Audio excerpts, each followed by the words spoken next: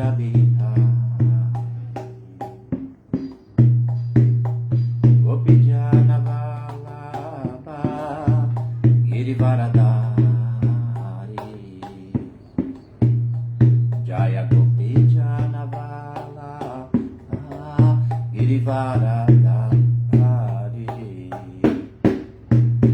Shodanandana Rajajanarajana Yashodanandana Rajajanarajana Yamuna Tira Vanachari Yamuna Tira Vanachari Jaya Radha Madhava Punjabihari Gopijanavalabha Girivaradari Yashodanandana Rajajanarajana Yamunatira Vanachari Yamunatira Vanachari Jaya Radha Madhava Punjabihari Jaya Radha Madhava Punjabihari. Prabhupada Jagadguru Ki Jai, Nitai Goura Premanande Hari Bo, Grantaraja Srimad Bhagavatam Ki Jai, Bhagavata Purana Ki Jai.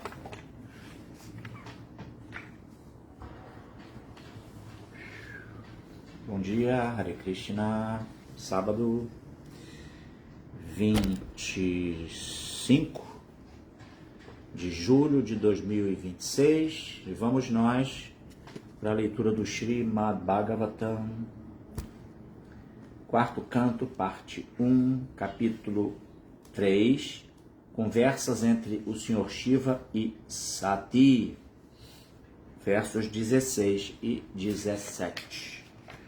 Ok? Om Namo Bhagavate Vasudevaya. Om Namo Bhagavate Vasudevaya. Om Namo Bhagavate Vasudevaya.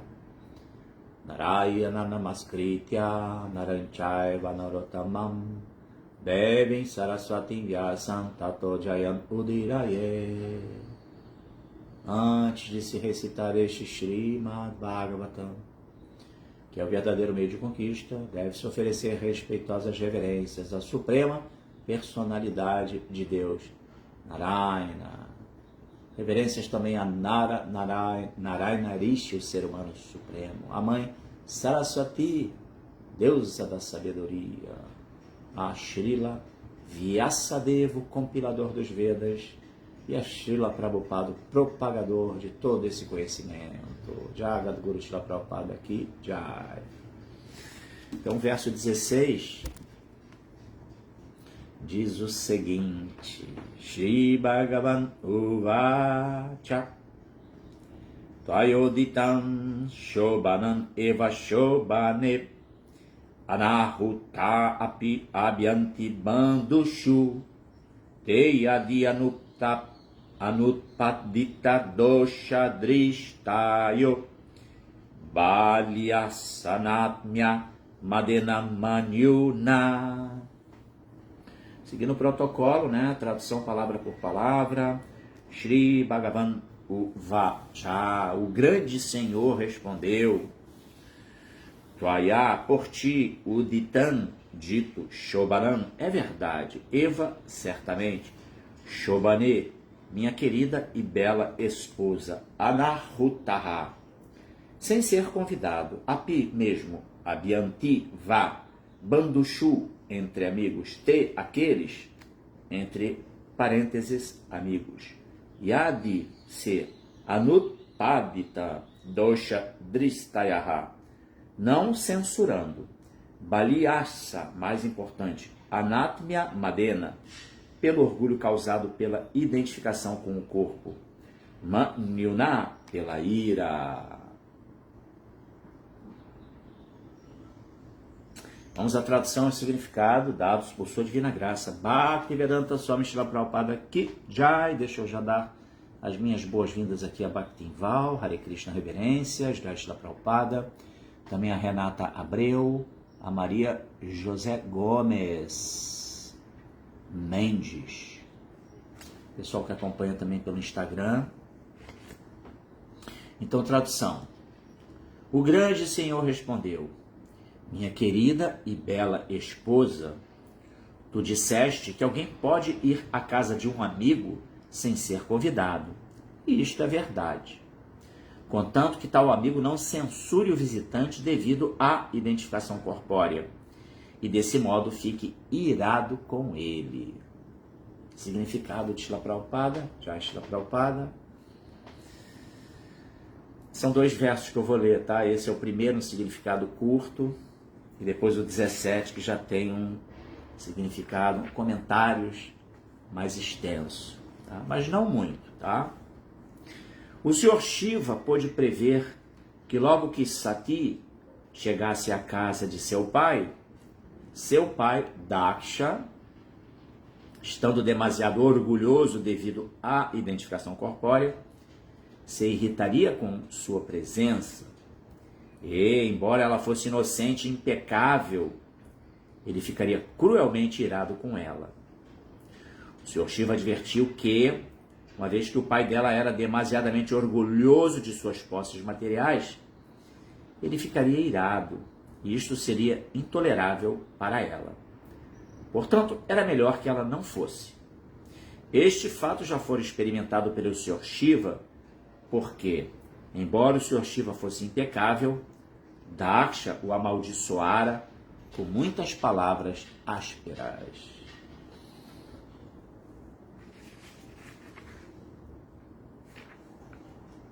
Acho que eu já vou ler logo o 17, assim depois a gente vai comentando os 2 versos, não é assim? Então fiquem atentos e façam suas anotações para que também possam compartilhar aqui com todos nós as suas percepções acerca desse tema que estamos abordando aqui, tá? Assim, sumariamente falando, com relação a esse primeiro verso que nós lemos, observamos que o foco qual é? Uma pessoa que possui muitas posses materiais, ela pode desenvolver uma identificação com essa sua condição favorável de vida material e se achar assim a última bolacha do pacote, né? Achar-se muito mais importante que outras pessoas. Essa é um ponto de vista muito comum, equivocado por parte de pessoas que estão usufruindo de sucrites, né, de resultado de ações meritórias passadas e que lhe promovem facilidades materiais na vida na qual ela se encontra, né? A identifica com aquela condição transitória, circunstancial, se identifica com as benesses que a vida está ali oferecendo, e aí acaba que fica arrogante, fica uma pessoa iludida com essa condição transitória e temporária e, portanto,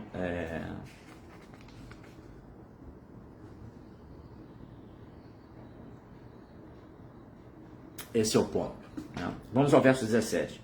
Vidyatapovitava purvaya kulai satangunai sadvid asametaraihi smrito hatayan britamana durdrisha stabda napashantihi dhamma bhuyasam. Vidya, educação. Tapaha, austeridade. Vita, riqueza. Vapuru, beleza do corpo, etc. Vayaha, juventude. Kulaihi, com hereditariedade. Satan, dos piedosos. Gunaihi, por tais qualidades. Shadbihi, 6. Asatama itaraihi, tendo o resultado oposto para aqueles que não são grandes almas. Smrito, bom senso. Hatayan, sendo perdido. Brita, mana, durdrishaha, cego devido ao orgulho. Stabdaha, sendo orgulhoso. Na, não. Pachanti, vê. Ri, para. Dama, as glórias. Buyasan, das grandes almas. A turma se conectando. Lui Moraes. Também Lamosca e Rodrigo Rodrigues. Bem-vindos todos, tá bom? Aqui no nosso Facebook, uma turminha ali que não consigo exatamente identificar. Só Bhaktival, a quem eu já me dirigi. Tradução e significados dados por sua divina graça, Bhaktivedanta Swami Srila Prabhupada, que Jai Srila Prabhupada. Embora as 6 qualidades, quais são essas qualidades? Educação, austeridade, riqueza, beleza, juventude e hereditariedade, seja para os altamente elevados, aquele que se orgulha de possuí-las torna-se cego e assim perde seu bom senso, não podendo apreciar as glórias de grandes personalidades. Foi incrível, porque eu não tinha lido aqui esse verso seguinte, e fala exatamente sobre essa questão, né, da identificação falsa, equivocada, que uma pessoa que se encontra numa boa condição de vida, ela desenvolve, devido à ignorância, a identificação dela com a posição circunstancial que ela se encontra, e que lhe promove educação, riqueza, beleza, né, hereditariedade, né, vir de um berço familiar favorável. Meu querido Sanatana Dharma, seja bem-vindo, Hare Krishna, Hare Rama. Então vamos ao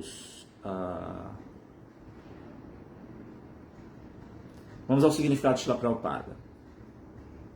Pode-se argumentar que uma vez que Daksha era muito erudito, rico e austero, e descendera de linhagem muito elevada, como poderia ele se irritar desnecessariamente com outrem? A resposta é que quando as qualidades de boa educação, bom parentesco, beleza e boa riqueza são mal colocadas numa pessoa que se orgulha de todas essas posses, elas produzem um péssimo resultado. Gente, esse ponto é muito importante, né? Muito importante. O leite é ótimo alimento, mas ao ser tocado por uma serpente invejosa, o leite torna-se venenoso. De modo semelhante, bens materiais tais como educação, riqueza, beleza e bom parentesco são sem dúvidas bons, porém, quando decoram pessoas de natureza maliciosa, têm efeitos adversos. Outro exemplo dado por Chanakya Pandita é que a serpente que tem uma joia na cabeça é de qualquer modo perigosa, porque não deixa de ser uma serpente. Prabhupada traz assim umas reflexões muito interessantes, né? Não adianta aquele corpinho ali ser um corpo decorado com algum tipo de opulência. Por isso ele remete a esse exemplo, né? Uma serpente que tem uma joia na cabeça. É uma serpente venenosa e, portanto, preserva características que oferecem perigo, não é isso? Então, a serpente, por natureza, tem inveja de outras entidades vivas, mesmo que elas sejam impecáveis. Quando uma serpente pica outra criatura, não é necessariamente porque a outra criatura está em falta. É hábito da serpente picar criaturas inocentes. Isso acontece muito na Índia, tá, gente? A Índia, aldeões, né, que vivem em localizações assim muito wilds, né, muito ainda selvagens. Então é muito comum, por exemplo, ataque de tigres a pessoas. Também as serpentes são muito perigosas. Então são situações muito comuns, né, na Índia, tá bom? Por isso Prabhupada traz essa referência. Então, de modo semelhante, embora Daksha fosse qualificado com muitos bens materiais, porque se orgulhava de suas posses e porque era invejoso, todas essas qualidades estavam poluídas. Às vezes, portanto, é prejudicial que uma pessoa, avançando em consciência espiritual ou consciência de Krishna, possua esses bens materiais. Muito bom ponto filosófico que Prabhupada trouxe aqui, né? Nem sempre Deus vai dar facilidades para uma pessoa em que tais facilidades possam lhe gerar uma pessoa que está numa jornada espiritual avançando em consciência de Deus, em consciência de Krishna, porque sabendo que aquilo pode ser uma corda para ele se enforcar, né? Desenvolvimento econômico, às vezes, para uma pessoa, ele pode ser muito perigoso. Por isso Krishna fala, né, que para o meu devoto, eu preservo o que ele tem e dou o que ele precisa. Só que dar o que precisa, às vezes, é retirar, é exatamente privá-lo de certas vantagens que possam ser prejudiciais para a continuidade de sua jornada espiritual. Tá? Interessante, né? Então,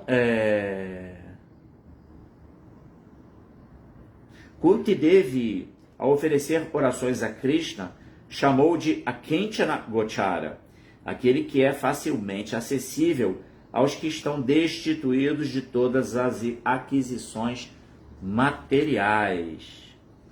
Por isso até o conceito de pobreza na vida espiritual, ele é uma referência, né? Mas não necessariamente a pessoa precisa ser efetivamente pobre materialmente, entendeu? É no sentido dela não se sentir rica materialmente, porque ela entende que tudo que ela dispõe material na verdade, não é dela. Ela não é dona de nada. Então ela vive na pobreza, né? E isso às vezes é muito mal compreendido. Então se entende que para desenvolver a vida espiritual, necessariamente você vai ter que ser pobre materialmente. Entendeu? Não é assim. Tem pessoas que elas são materialmente opulentas, ricas, mas não se identificam com essa condição. Reconhecem que tudo são dádivas de Deus e são facilidades. Deus está colocando determinadas posses aos seus cuidados e ela faz um muito bom uso disso para fins edificantes, espirituais. Então ela é pobre, porque ela é pobre internamente, em termos de consciência, porque ela sabe tudo isso é do meu Pai Supremo, não é nem meu. Mas meu Pai bondosamente me disponibilizou. Então eu tenho que ter muito zelo e muito cuidado com tudo isso, oferecendo a Ele tudo que eu puder oferecer como gratidão e como reconhecimento da propriedade dele, do Senhor Supremo. Então isso é uma consciência de pobreza, mas pobreza positiva. Entendeu? A pessoa entende que ela não é dona de nada.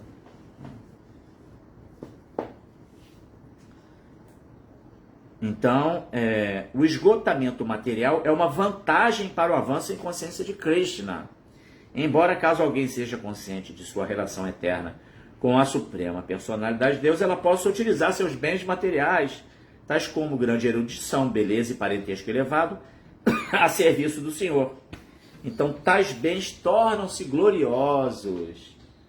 Em outras palavras, a menos que sejamos conscientes de Krishna, todas as nossas posses materiais são zero. É exatamente aquilo que eu estava falando. Mas quando colocamos este zero ao lado de um Supremo, ele imediatamente aumenta para o valor 10. A menos que esteja situado ao lado de um Supremo, o zero é sempre zero. Mesmo que se lhe acrescente 100 zeros, seu valor continuará sendo zero. A menos que nossos bens materiais sejam usados em consciência de Krishna, eles poderão causar estragos e virar a causa de nossa degradação. Shila Prabhupada Ki Jai.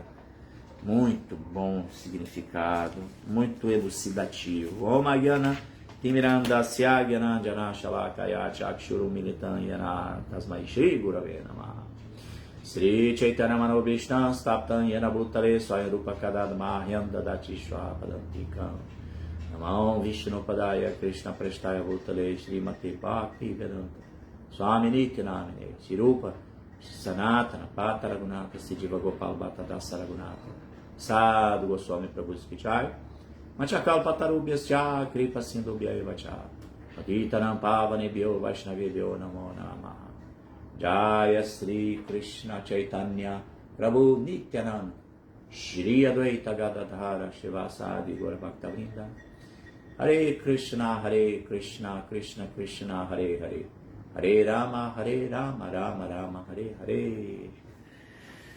Então, gente, lemos aqui 2 versos que tratam de um tema os versos se complementam, né? Verso 16 e 17.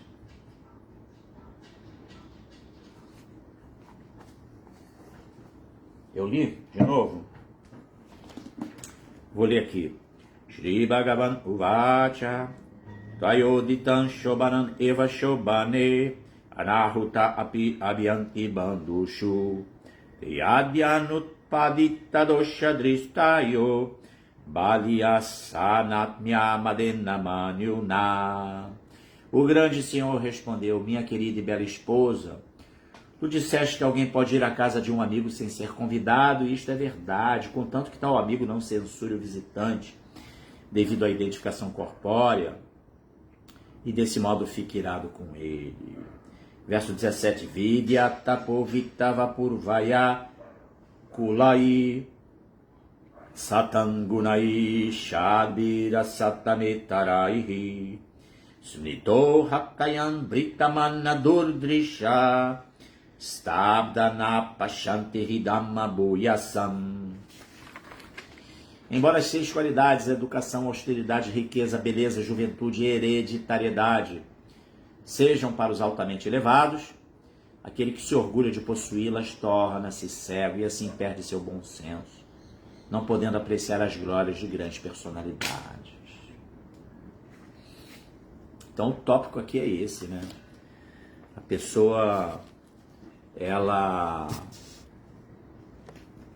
detém benesses mundanas, materiais. Imagina na forma de beleza corpórea, na forma de uma pessoa educada, erudita, uma pessoa que tem também bens materiais no sentido de parafernálias, né? Então tudo isso Baltar Humberto. Tudo bem? Grande pai da Gopi. Eu sou o pai da Gopinata também, né? Da Gopinata, do Eduardo, da Manuela. E ainda tem um cachorro chamado Lupe, que também a gente acaba que vira tipo pai, né? Mas obrigado por sua presença aí, tá? Mas então, voltando aqui ao ponto, a gente tem isso, né? Algumas pessoas, elas por que algumas pessoas possuem facilidades materiais? Por que umas pessoas nascem belas fisicamente, outras nascem assim destituídas de beleza física? Porque algumas pessoas são inteligentes e outras são muito incultas, né? São assim de pouca capacidade cognitiva. O que faz uma pessoa nascer numa condição de vida bastante opulenta, materialmente falando, e outra nascer numa condição muito desfavorável, em muita pobreza material, né? E o que faz uma pessoa que nasce numa condição de riqueza material, ela ser corrupta, ela se perverter? E uma outra que nasce numa condição muito desfavorável materialmente falando, mas é uma pessoa íntegra, uma pessoa que é incorruptível, né? Então todas essas variantes existenciais, elas têm um fato pregresso que vai determinar esse tipo de situação, né? A vida é uma construção, né? Cada nascimento é uma nova oportunidade. Deus cria uma dinâmica de existência material também, que reflete esse mesmo princípio de sempre termos oportunidade de renovação e de corrigir rotas, rumos, roteiros. Todo dia o sol nasce, todo dia o sol se põe. E todo dia temos uma nova oportunidade, né? Todo dia. A compreensão, primeiramente, a gente tem que entender verdadeiros objetivos de vida, né? Que não é o que a propaganda mundana fomenta, sabe? Então, o mundo material, ele advoga que você vai ser feliz mediante a gama de prazeres que você vai desfrutar na sua vida. E a gente sabe que isso não é verdade, né? Os exemplos estão aí, aos montes, né? Pessoas que possuem muita notoriedade material, fama mundana, riqueza, inclusive nos dias atuais, com esse fenômeno dos influenciadores digitais, não é isso? A internet é uma porta de acesso a muita fama assim repentina, né? Então, de repente, do nada, pessoas ficam muito ricas devido aos likes que ela recebe, né? E nem sempre estão falando coisas muito sóbrias, mas acontece esse fenômeno, né? Do nada elas enriquecem materialmente e isso pode gerar muita ansiedade, muitos distúrbios, porque lidar com benesses materiais exige um certo cuidado, né? Certo cuidado. Mas o fato é que eu falava do todo dia o sol nasce, todo dia o sol se põe, ou seja, a gente precisa desenvolver uma compreensão, um investimento no autoconhecimento, né? Primeiro se conhecer, entender quem sou eu verdadeiramente. Natato Brahma Jigyasa, esse é o primeiro aforismo do Vedanta Sutra, né? Uma indagação filosófica, que pode ser assim traduzida: quem sou eu, de onde eu vim, para onde eu vou, né? Deixe-me agora entender a realidade espiritual, né? Aham Brahmasmi, compreender minha natureza espiritual. E aí você, nutrido com esse primeiro passo, aí você vai, né, iniciar uma jornada de autoconhecimento e não é compulsório, né? Autoconhecimento nos remete a autoaperfeiçoamento, né?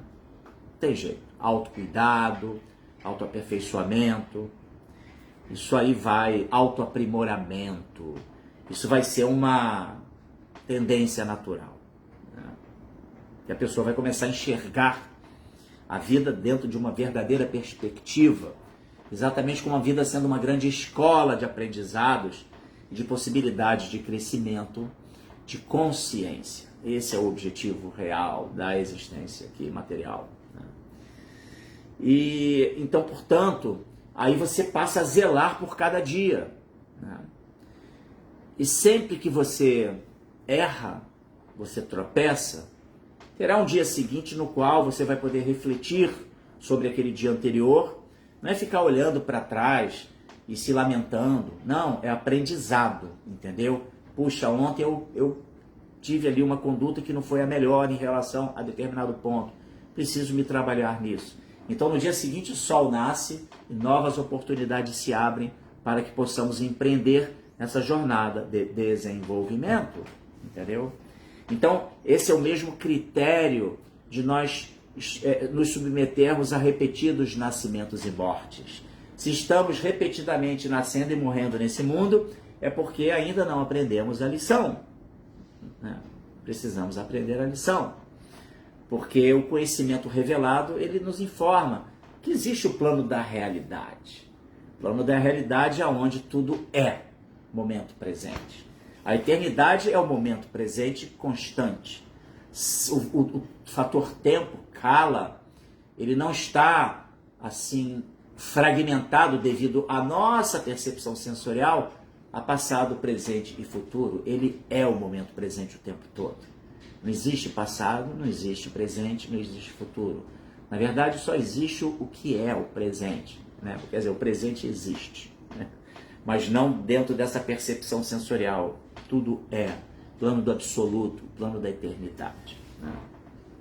Então, estamos num plano da temporariedade, da transitoriedade, não aprendemos as lições acerca da realidade última e, portanto, a gente fica aí nesse rame-rame da vida material, nascendo e morrendo nesse mundo e sofrendo todas as reações das nossas condutas, de nossos atos, condutas inapropriadas, e aí sofrendo os resultados dessas ações, né? Então, eu falei tudo isso porque qual era a pergunta?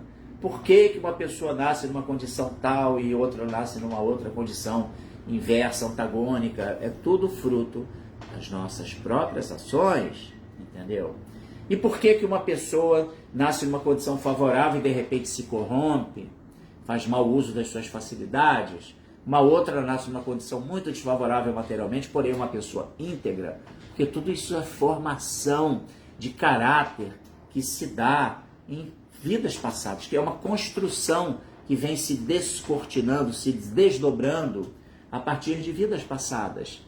A pessoa, de repente, ela não vai ter um sucrite de ter facilidades materiais, mas, no entanto, a sua formação de caráter já está bem lapidada. E aí, mesmo que ela tenha assim, uma condição material muito desfavorável, isso não a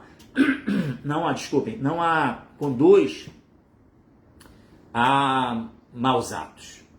Ela tem ali uma percepção interna de que não, eu não posso cometer determinados deslizes, sabe? Então ela se preserva. Ao passo que uma outra pessoa, de repente, nasceu numa condição muito favorável, mas ainda assim ela está muito identificada com aquela condição e ela se corrompe, ela quer mais ainda, ela quer mais desfrute, ela quer mais facilidades. Então, tudo está atrelado ao nosso estado de consciência, aquilo que a gente entende como sendo objetivos de vida, entendeu? E a má utilização de recursos materiais vai gerar numa vida seguinte que a pessoa não disponha mais desses bens materiais, entendeu? Então, como o Prabhupada aqui enfatiza, uma pessoa, quando ela é sóbria, um dhira, uma pessoa autorrealizada, uma pessoa sóbria, uma pessoa sensata, uma pessoa dotada de conhecimento, ainda que ela tenha muitos bens materiais, muita opulência material, ela é simples, ela sabe que nada daquilo é dela, está tudo aos seus cuidados e, portanto, ela é muito zelosa com aquilo e ela oferece essa opulência para servir a Deus, porque ela sabe que, na verdade, Deus é o provedor de tudo e é o proprietário de tudo. Então, isso é filosofia, gente. Isso aí é entender as coisas como elas são, né? Nem nosso corpo é nosso, né? Agora, tudo bem, ninguém é obrigado a engolir isso, entender isso, querer entender, né? Ninguém é obrigado. Mas está aí a informação para que seja processada, internalizada, mas ninguém é obrigado, né? Jornada espiritual é uma opção de cada um. E, portanto... Mas o fato é esse, né? O fato é que, Prabhupada, os versos que eu li aqui, eles tratam desse tema, né? Uma pessoa que é dotada de muita opulência, ela vai ter uma tendência de se identificar com essa condição, né, opulenta e se achar assim mais importante, porque ela vai ser bajulada, ela vai ser assim, vai ter muitos amigos, entendeu? Ela vai ter muita gente dando tapinha nas costas dela, ela vai ser sempre assim, procurada, né? E isso faz a pessoa assim desenvolver uma consciência de que, pô, eu sou o cara, a pessoa, mas não é essa a realidade, né? Na verdade, a verdade é que ninguém é dono de nada, tanto é que tudo fica aí ao longo do tempo, nós vamos ter que lidar, né? A ação do tempo, ela vai retirar tudo de nós, né? Retira tudo de nós. Só não retira aquilo que foi cultivado internamente, as qualidades divinas que podemos cultivar, como compaixão, veracidade, austeridade, disciplina, limpeza e por aí vai, né? Ética, moralidade, respeito. Esses são os verdadeiros baluartes da alma, né? Mas para isso tem que se entender os inimigos da alma, né? A alma tem 6 inimigos, né? Kama, Krodha, Lobha, Matsalya, Moha e Mada. 6 inimigos da alma. Kama, luxúria. E esse é o primeiro a ser combatido, né? Luxúria.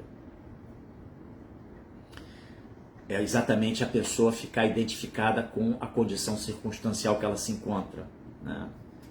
Ela se achar, está identificada com o corpo, com o nascimento, com tudo aquilo que a cerca, né, transitoriamente. E porque ela se identifica com tudo isso, ela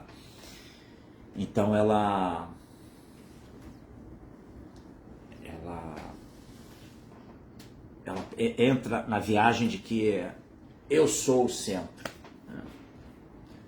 É a luxúria, né? E que tudo que existe é para o meu desfrute. Então essa é a luxúria, né? Kama, Krodha. A ira é outro inimigo, né? Primeiro é a luxúria, que deve ser combatida, né? Sabe? Primeira, Krishna fala para Arjuna, Bhagavad Gita, né? Kama, Krodha. Kama esha, Krodha esha, Raja Guna Samudbhava, né? Que a luxúria, né, que surge do modo material da paixão, é o inimigo que tudo devora, né? E aí a ira surge, assim que eu ia falar de Krodha, né? A ira surge exatamente das frustrações. A pessoa, ela quer desfrute, luxuriosa, né? E aí, mas nenhuma gama de desfrute satisfaz o eu, preenche as lacunas existenciais do coração. E aí o que acontece? Frustração. Aí você fica frustrado, aí o que acontece? Fica irado, né? Também a impossibilidade do desfrute é outra causa da ira, né? Você faz um planejamento para uma determinada coisa, faz tudo planejadinho, mas na hora da coisa se acontecer, dá errado. Não, você não consegue obter o desfrute que você planejou. Aí vem a ira, né? A pessoa fica irada. É isso aí. Então, o segundo inimigo é Krodha. Depois, Lobha, a cobiça. E aí esse é um ponto que a gente abordou aqui no significado, porque a pessoa, quanto mais tem, mais quer. Quanto mais tem, mais quer. Não se satisfaz. Por quê? Porque essas pessoas, como o Prabhupada mencionou, elas desenvolvem inveja.